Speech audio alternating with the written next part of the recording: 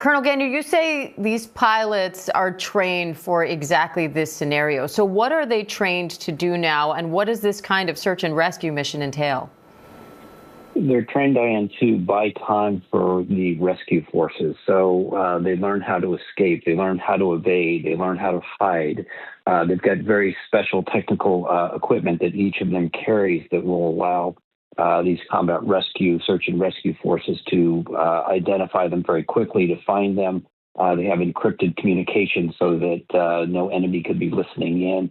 So well trained, well equipped. And now it's a matter of the combat search and rescue forces and the combat search and rescue forces, the so-called CSAR, are run by the U.S. Air Force. Some of the videos that we're seeing out of Iran show a C-130 and two Blackhawks.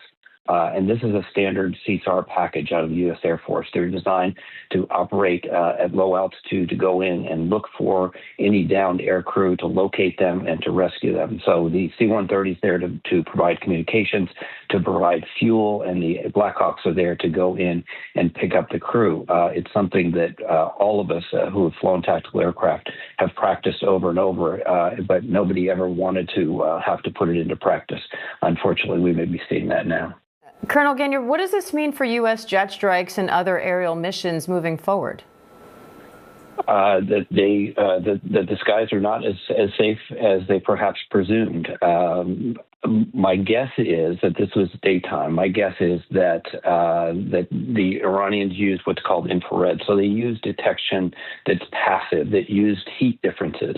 The president did say that their radars roll down, and so he probably can claim that legitimately. But the fact that there are still anti-aircraft kinds of capabilities that are based on heat temperature differences that can identify aircraft and still target aircraft is probably what got this F-15. And can you say a little bit more about that? Is this an indication that the U.S. has not degraded Iran's capabilities as much as the Pentagon has reported? And if so, how does that change our strategy?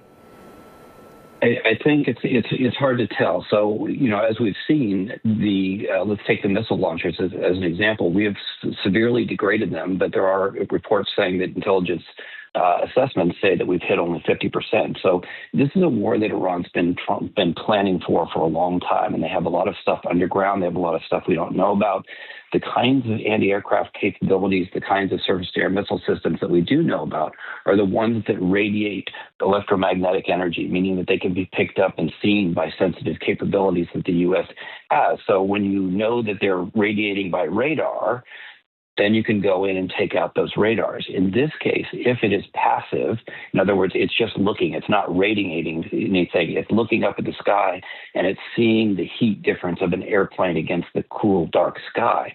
And so that provides a picture that you can guide the weapon in on.